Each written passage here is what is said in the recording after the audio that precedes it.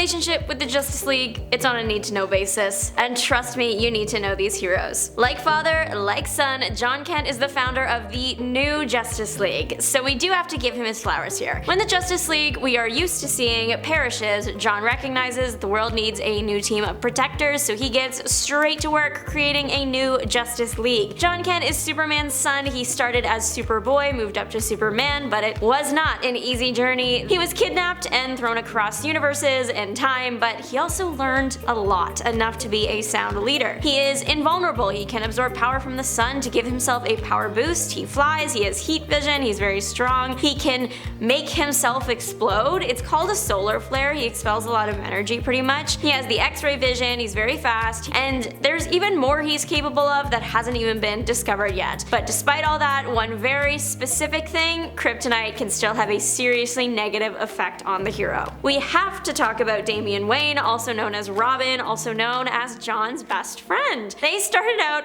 really rocky, like fighting all the time, interventions, you kinda know the vibe, but eventually grew to be good teammates and friends because they were forced to work together. It makes sense that Damian would be on Kent's new Justice League since they fought as a team so much. Damian is also just someone you want on your team. His resume goes crazy. If you look at the abilities section on his character wiki, it is like a master list of every human-based ability one could ever develop. To rattle off some of these skills we know Damian for: martial arts, disguise, investigation, archery, stealth, sword fighting, and clearly more. In addition to the ridiculously long list of skills, he has the Wand of Clarion, a magic wand that can only be used once. Super useful. One thing that I did find cute about John and Damian's friendship is Damian had a couple years on John when they were younger, and he would not let him forget it. John couldn't be on the Teen Titans with Damian at first because he wasn't a teen like Damian was. Jackson Hyde is Aqualad and an absolute icon. We love him. He's from Atlantis, if you couldn't guess from his name. That also means he can breathe underwater and do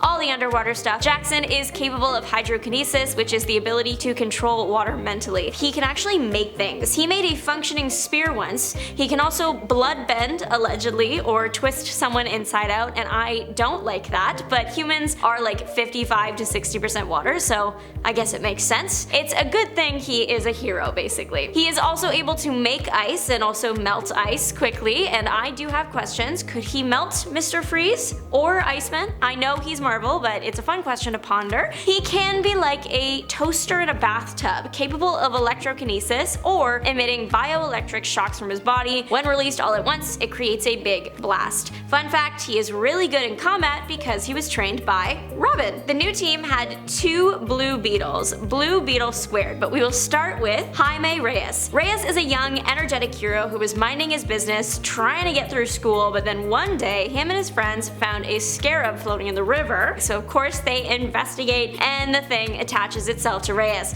Now, he is the host for this scarab. Throughout his hero lifetime, he has joined the Justice League International and of course John's new Justice League. The scarab gives the kid the majority of his powers in the form of a super suit, of course, the Blue Beetle armor. The armor can change shape, used mainly to create weapons, wings, and to look cool. He can also manipulate energies in the suit, making energy shields or energy pulses that cause serious damage to anything in close vicinity to the hero. So that is one of the Blue Beetles. The other Blue Beetle, that is Theodore Cord. He's a bit low on self-esteem, but he's got the spirit. He's also the benefactor to Reyes Blue Beetle, so they are connected in more than just the name. He is very intelligent and a skilled inventor, and also the heir to a company, so he is in a place to be a benefactor. Theodore developed a super suit, but wasn't superheroing. He was holding back because heroes without a set name or a clear look would sometimes just be assigned silly names, and his confidence was already very low. I don't know if he would survive that, but as fate would have it, an interaction with his neighbor, the Golden Age Blue Beetle, would have him taking up that mantle in no time. Theodore would end up joining Justice League International and Kent's new Justice League. A hero we will talk about next, Booster Gold, is Theodore's best friend. They started out as not friends at all, but they are at friendship bracelet level now. There was once a time when Theodore was offered a spot on the Justice League proper, and he gave it up because Booster Gold wasn't invited. That's a friend for life right there,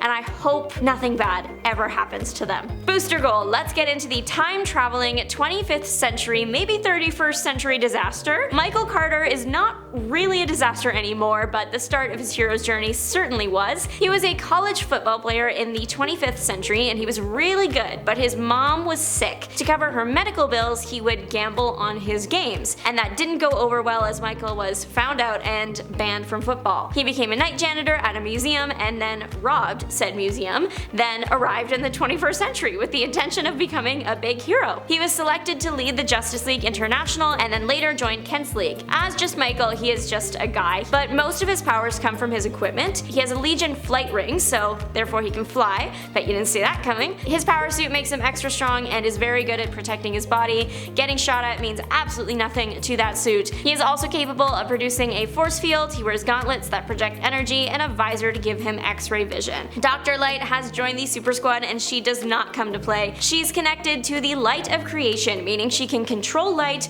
manipulate it to her will. This is known as photokinesis. Dr. Light didn't tap into the full extent of her powers for a long time, but then she entered the orrery of worlds and all bets were off. She put the power to good use. Team Justice Incarnate was exorcised of the Great Darkness in no time. I think it's cool how she can absorb Kryptonian heat vision because technically, yeah, that is a form of light. She can also throw it back at people or things and it might even be more powerful than when it was absorbed. She can project light blasts and turn herself into light. She is literally the sun. When she does turn into light, she can pass through transparent material like glass. She also can fly because she is that girl. Dr. Light was once married to a supervillain who also went by Dr. Light at one point. They divorced and she ended up looking back on the relationship with disdain. She also joined Kent's new league. Lady Gaga, also known as Harley Quinn, joined Kent's new league. It really is just like the strangest assortment of heroes, but I kinda love it. Harley was a good choice for the team. She is just the right amount of unhinged. She is immune to most poisons, but she is allergic to cats, which I think is very, very tragic, and I'm so sorry, girl. She can fight, she can flip, she can fire any form of weapon, and she is sneaky. Having Harley on the team was a real asset, but also a problem at first because she spent most of her life as a villain, and Black Adam told League leader John that his team wasn't ready to fight because he had former villains on his team. I think we should give people a second chance, but that is just me. Harley was also part of another league called the Justice League of Wisdom, created to counter the Omega Titans. Reformed villain Frost seems super cool, pun intended. She has one of those names that you know what's going to happen to her. Her name is Caitlin Snow. It would be more surprising if she didn't get ice-based powers at some point. So she is a scientist and she was working on this engine, but then the engine was going to be used by evil people and that's not allowed. So Caitlin ripped out the wires to the engine's coolant system. She did a good thing that resulted in a pretty bad thing for her. She ended up bonded to ice. She craves heat, so that means heat vampire absorbs it from those around her.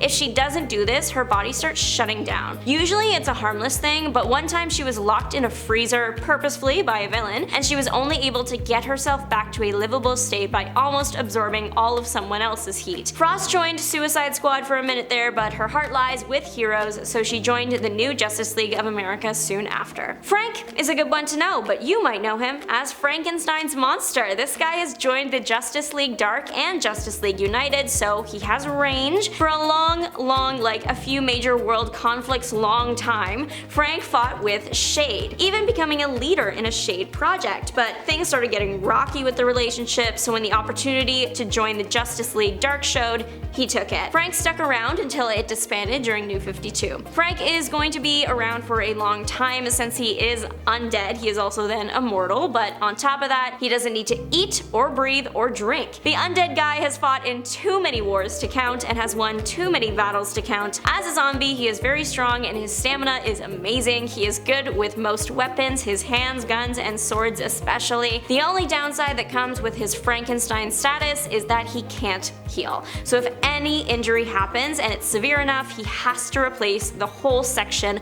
with a new body part, Frankenstein style. Frank seems like a super interesting character and I can't wait to see even more of him. Thanks so much for tuning in. Don't forget to like, subscribe, and make your mark on the comment section down below. Let me know who you would choose for your super team. This is Juliana signing off. Bye!